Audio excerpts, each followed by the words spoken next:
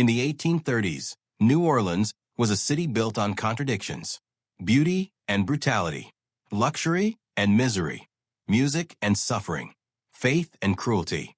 French balconies lined narrow streets. Gas lamps illuminated evening gatherings. Carriages rolled slowly over wet cobblestones. The air smelled of perfume, tobacco, and the distant Mississippi River. It was a place where wealth was displayed openly, where reputation was everything, where appearance mattered more than truth. And in this world, one woman stood above almost everyone else. Delphine LaLaurie. To the public, she was perfection. She was born into one of the most respected Creole families. Her bloodline connected her to old French aristocracy. Her name carried weight. Her relatives occupied important positions in business, politics, and society.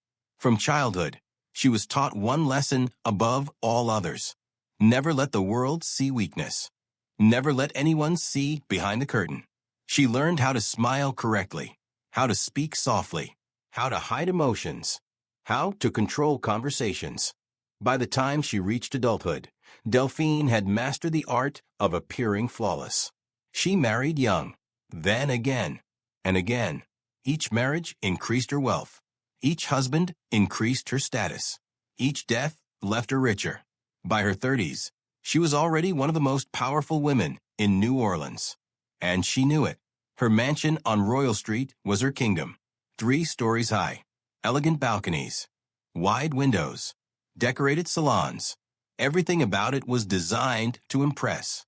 Imported furniture from Europe, hand-carved staircases, silk curtains, crystal chandeliers.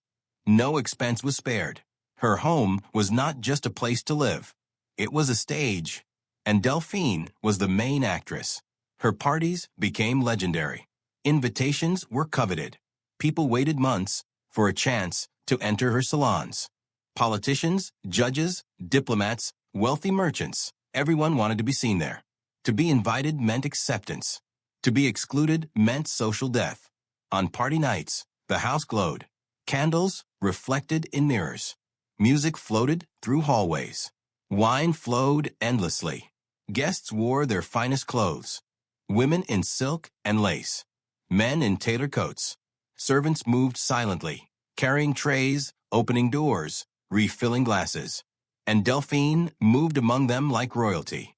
She never rushed, never raised her voice, never showed irritation. Her smile was calm and controlled. Her gestures were elegant, her posture perfect. She listened carefully, responded politely, flattered subtly. She made people feel important, seen, respected. Guests describe her as gentle, refined, kind, graceful. Many believed she was the ideal Southern lady, a devoted mother, a generous hostess, a woman of faith. She attended church regularly, donated to charities, sponsored events.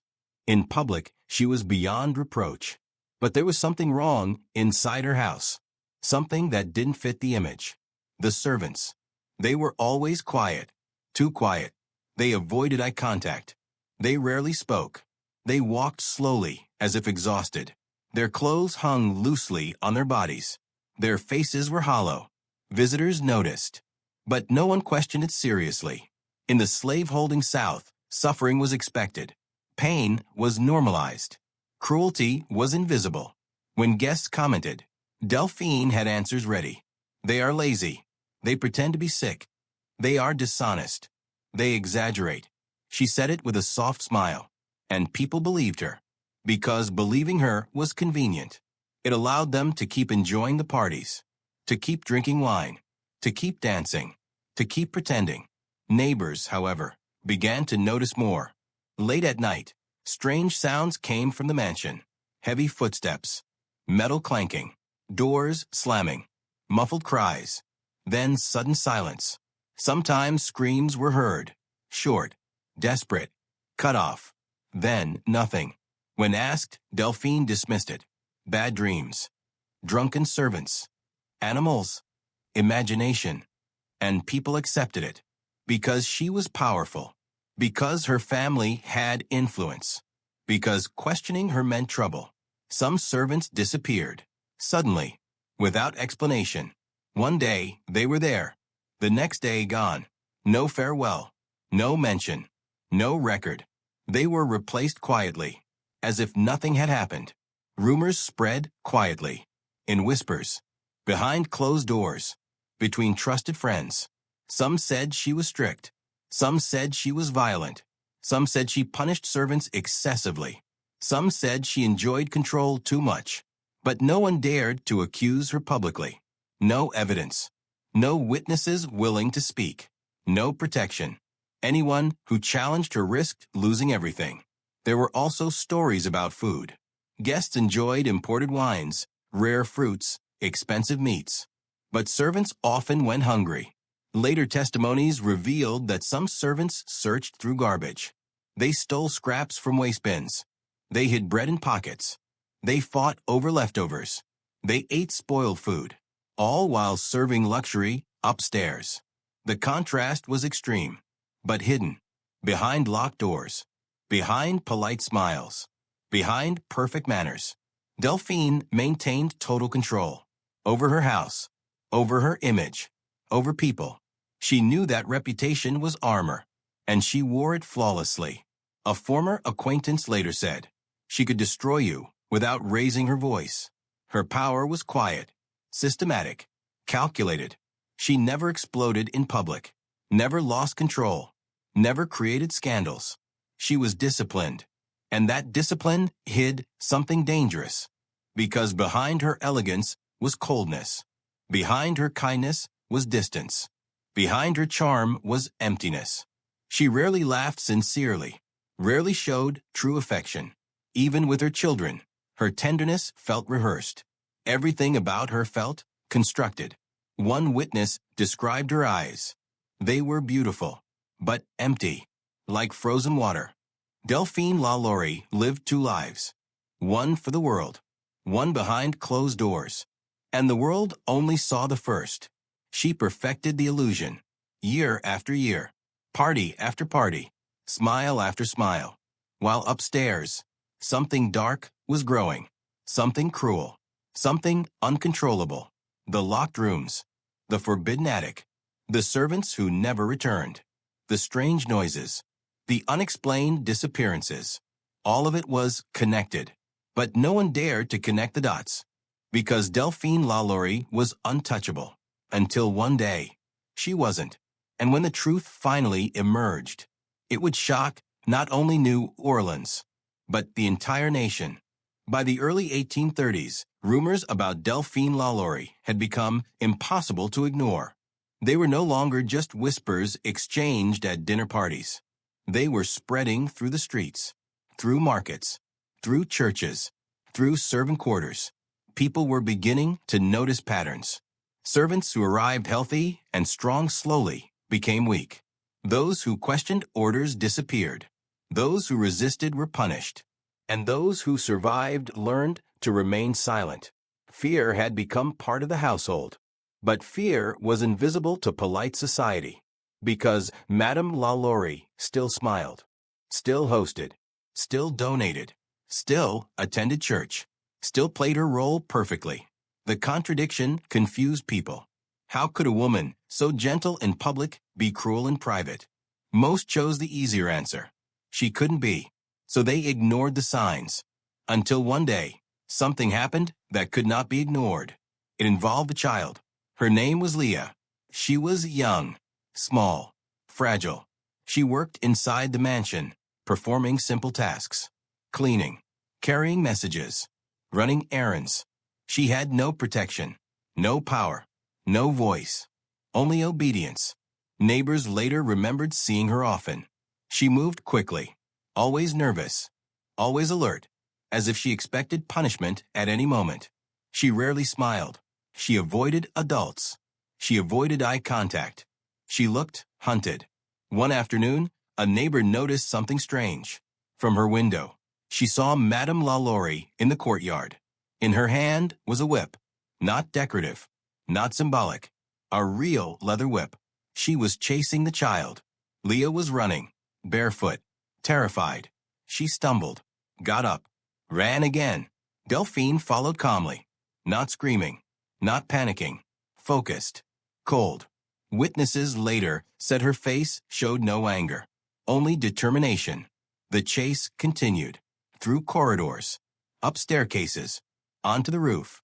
Leah climbed desperately, her small hands slipping on tiles, her breath short, her body shaking. She reached the edge. Behind her, Delphine, still holding the whip, still silent, still approaching. And in that moment, Leah made a choice. She jumped. She preferred death to what waited behind her. Her body fell into the courtyard. The sound was loud, final. Neighbors rushed outside. Servants screamed. People gathered. The child lay motionless, her body broken, her life ended. No accident, no misstep. A decision made in terror. Authorities were forced to intervene. They could not ignore this. A child had died, in public view, in broad daylight, inside the house of a famous woman. An investigation began. For the first time, Delphine LaLaurie was questioned officially. Officers entered the mansion. They searched rooms. They interviewed servants. They examined records. What they found disturbed them. Signs of physical abuse, malnutrition, scars, chains. Several servants showed visible injuries, broken skin, old wounds, fresh marks. They were terrified. Most refused to speak. Those who did whispered. They talked about beatings, isolation, punishments, locked rooms, whips, collars, hunger, cold, darkness. The authorities were shocked. This went beyond discipline. It was cruelty. They confiscated 9 enslaved people from LaLaurie's household. They were placed under protection. It was a rare punishment, a public statement, a warning. Newspapers reported the case. The city talked. For a brief moment, it seemed justice might happen. But Delphine was prepared. Her family intervened. Lawyers acted immediately. Political connections were activated. Bribes were rumored. Pressure was applied. Within days, all 9 servants were returned to her, legally, officially, without consequences. The case was closed. No charges, no trial, no punishment. Delphine LaLaurie had won, and she learned something important. She was untouchable. The law could not stop her.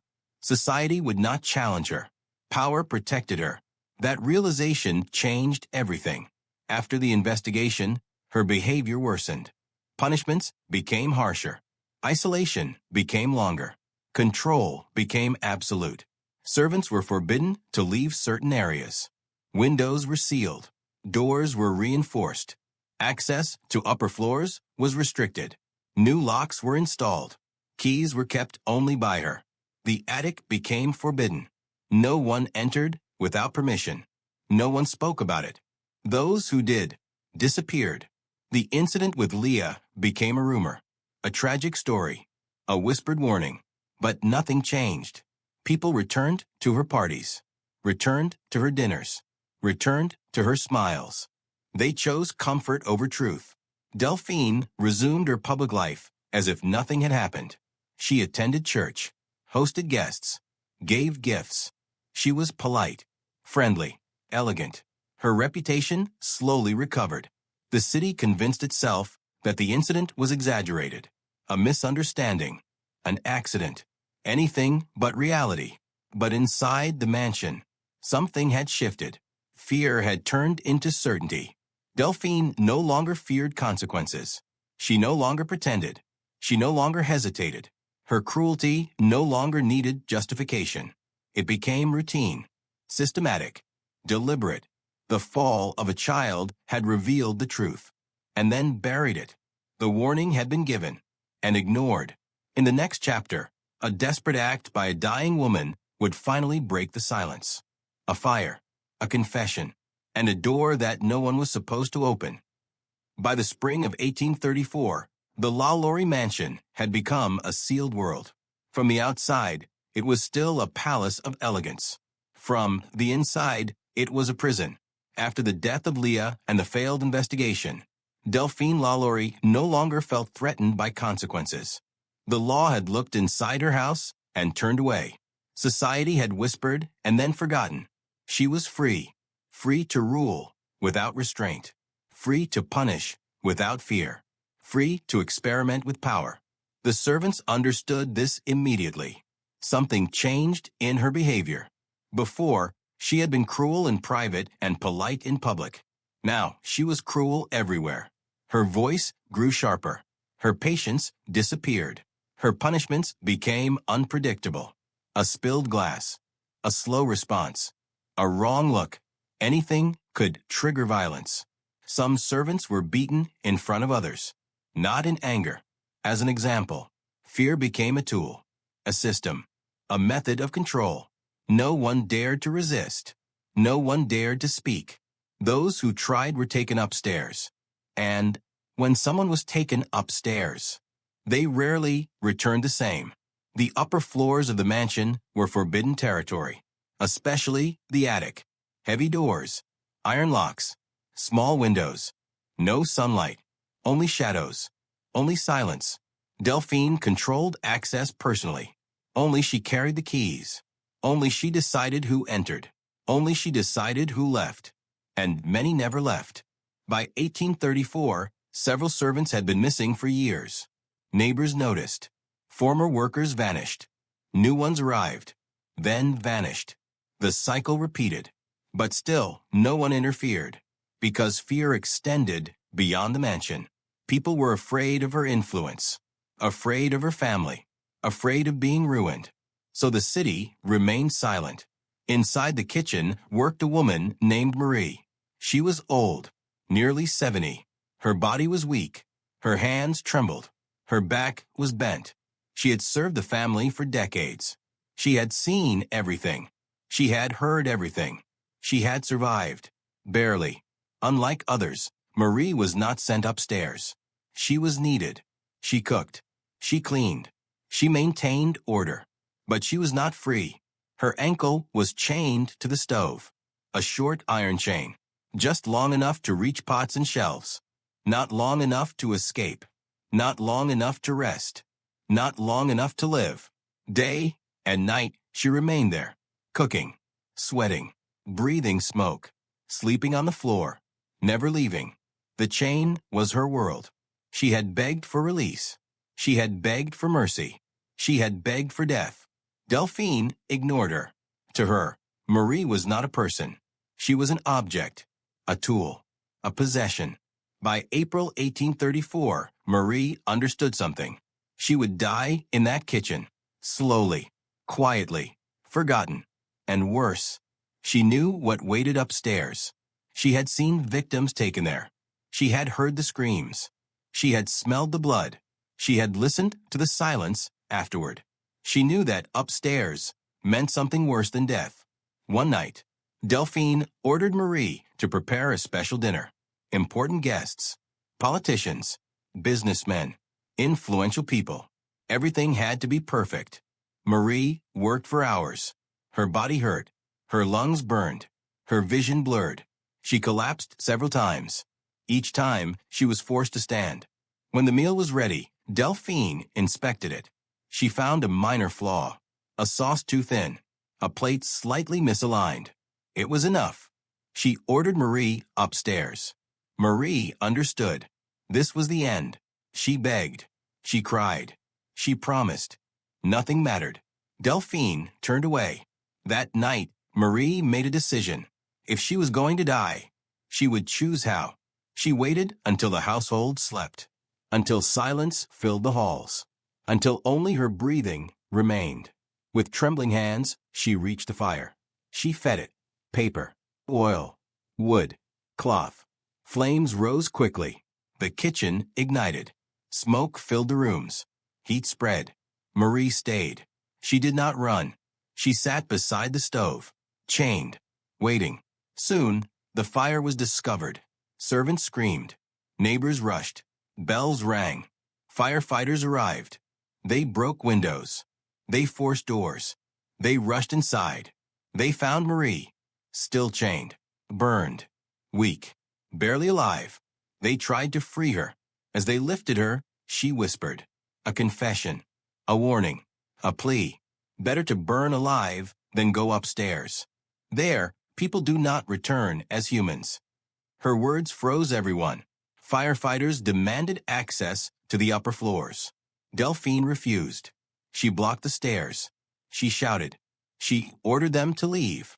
She claimed it was private, that only old furniture was stored there, that nothing important was upstairs. No one believed her. Smoke was rising. The crowd outside was growing. Anger was spreading. The firefighters pushed past her. They broke the locked doors.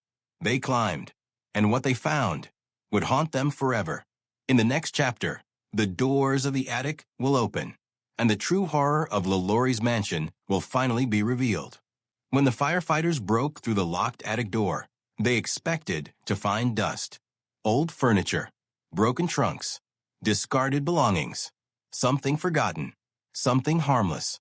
What they found instead was hell. At first, they did not understand what they were seeing. The room was dark. Smoke drifted through broken beams. The air was thick, heavy, suffocating. A smell filled the space. Not the smell of fire, not the smell of wood, not the smell of smoke. The smell of decay, rotting flesh, blood, sweat, disease, fear. It was the smell of suffering. Their lanterns illuminated the first shape in the corner. A body, chained to the wall, skin stretched tight over bones, eyes sunken, lips cracked, barely breathing. Then another, and another, and another. 7 people, at least, all alive, all barely, all destroyed. They were not standing. They were not sitting. They were suspended, hung, twisted, locked in unnatural positions. Iron collars surrounded their necks. Some had spikes pointing inward. If they tried to rest their heads, the spikes pierced their skin. If they tried to lie down, they could not. If they tried to sleep, pain woke them. Some had been forced into bent positions for so long that their bones had reshaped. Their bodies no longer looked human. One man's legs were curved unnaturally, like insect limbs. A woman's spine was permanently arched. Another's arms were fixed above her head, dislocated and frozen in place. They had been turned into living sculptures of pain. Several had their mouths sewn shut. Rough thread, crude stitching, punctured skin, infected wounds.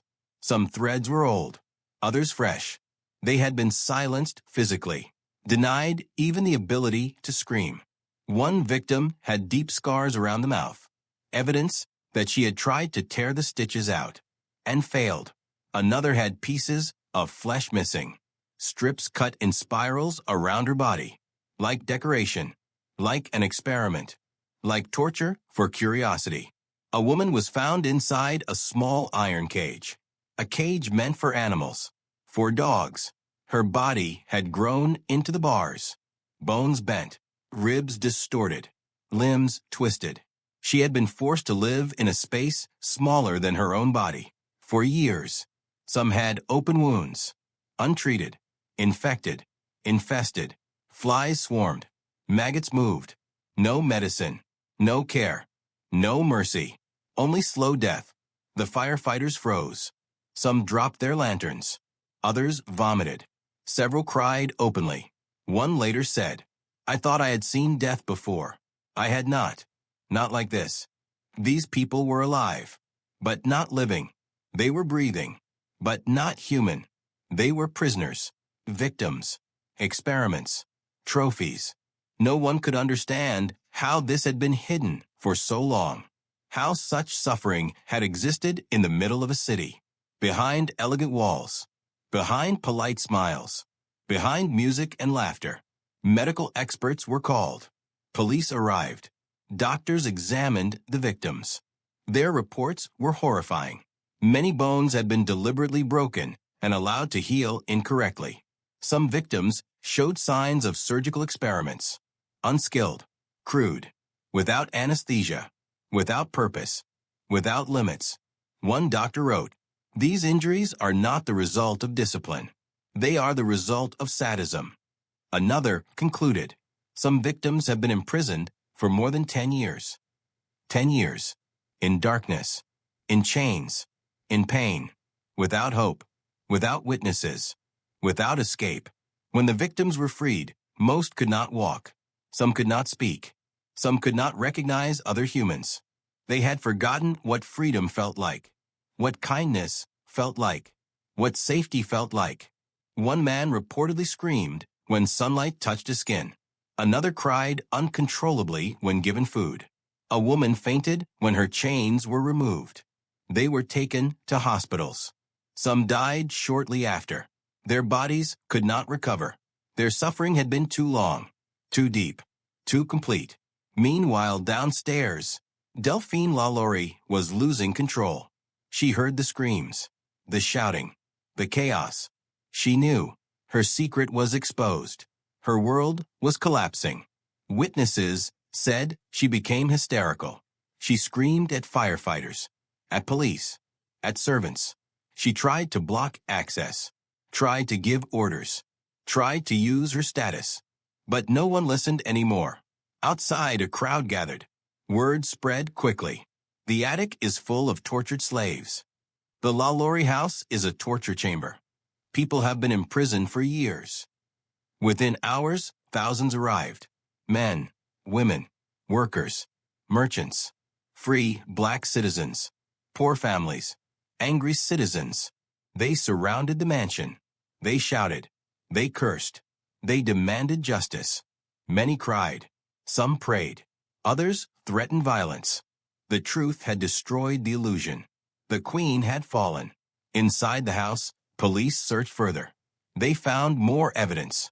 Bloodstains, chains, whips, instruments, hidden rooms, secret compartments, burial pits in the courtyard, human remains, children's bones, shallow graves, victims who had never been found, victims who had never been counted.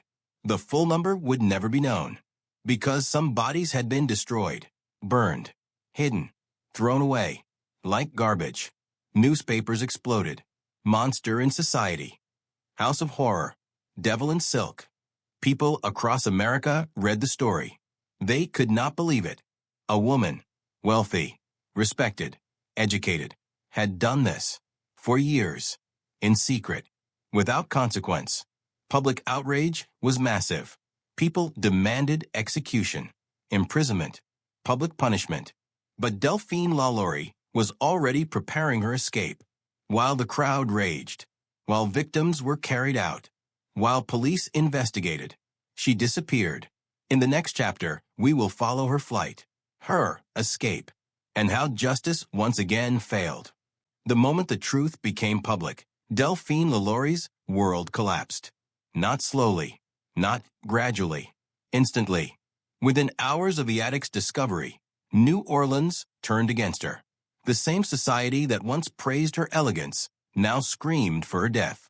The same guests who had sipped wine in her salons now cursed her name. The same neighbors who had remained silent now demanded justice. The illusion was gone, and what remained was rage. By the afternoon of April 10, 1834, more than 4,000 people surrounded the mansion on Royal Street.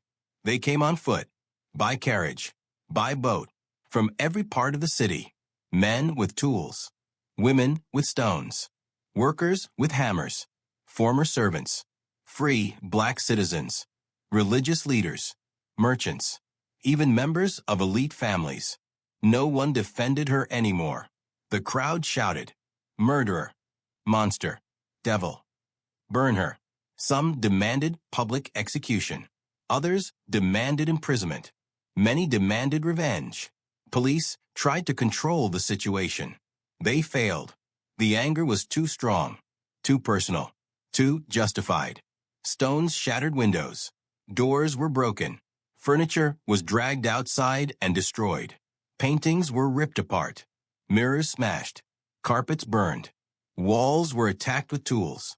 The mansion was being dismantled piece by piece. It was not vandalism. It was symbolic execution. The destruction of her kingdom, the erasing of her power.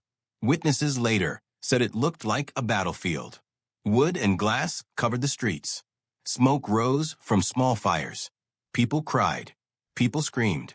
People prayed. It was chaos. And Delphine LaLaurie was not there. She had already fled. While police were distracted. While firefighters rescued victims. While crowds gathered. She escaped through a back entrance. She entered her carriage. Her driver whipped the horses. Witnesses said he drove like a man fleeing death. The carriage raced through narrow streets, ignoring traffic, ignoring pedestrians, ignoring danger. Some claimed the horses collapsed from exhaustion. Others said they were replaced along the way. No one knows for certain. What is known is this. She did not stop. She did not look back. She did not wait.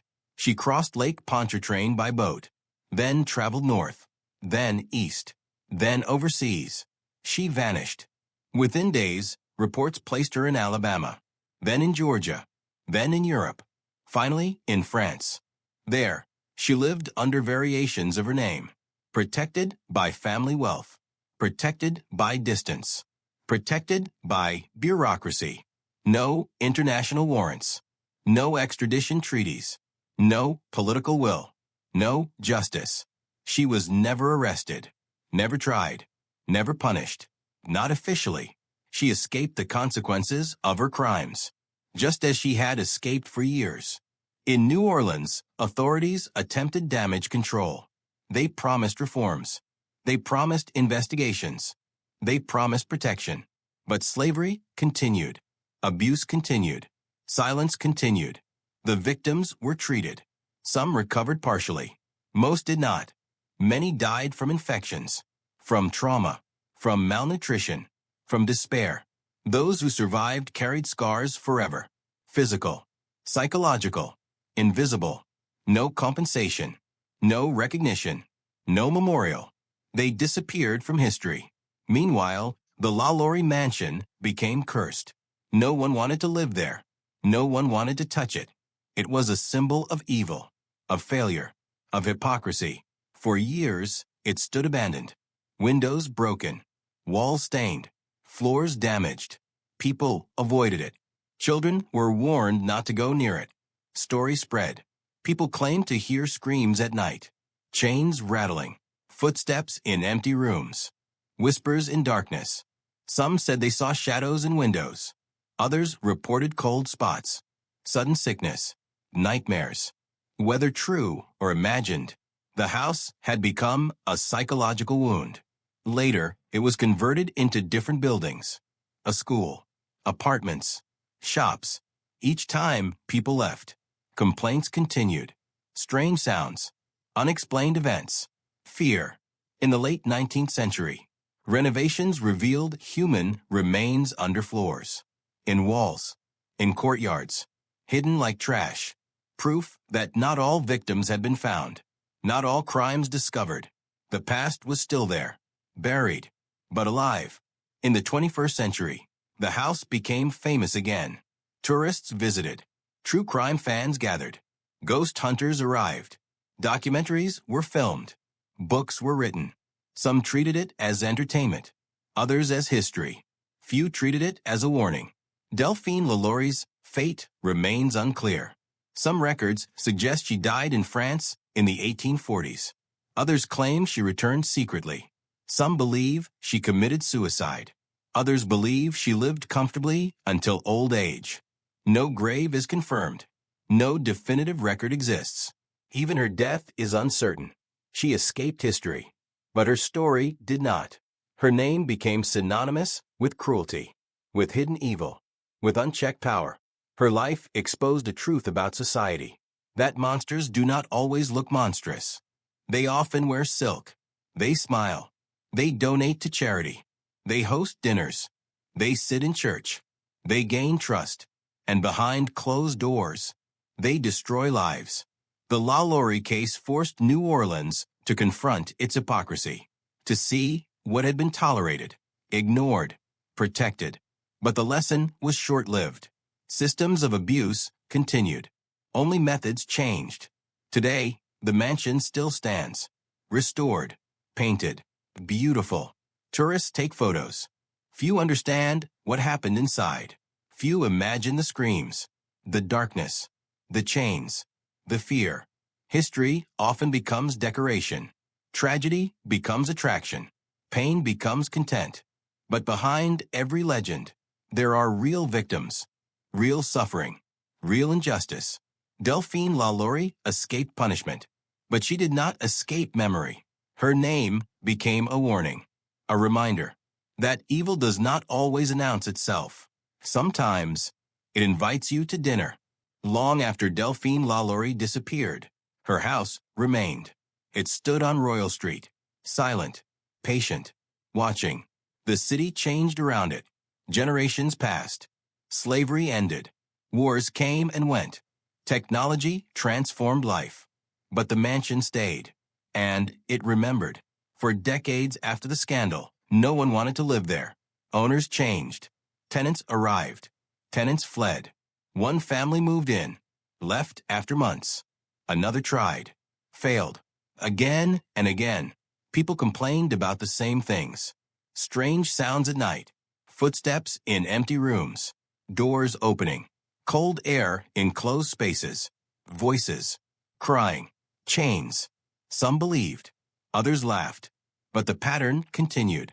The house refused peace. In the late 1800s, it was turned into a school for girls.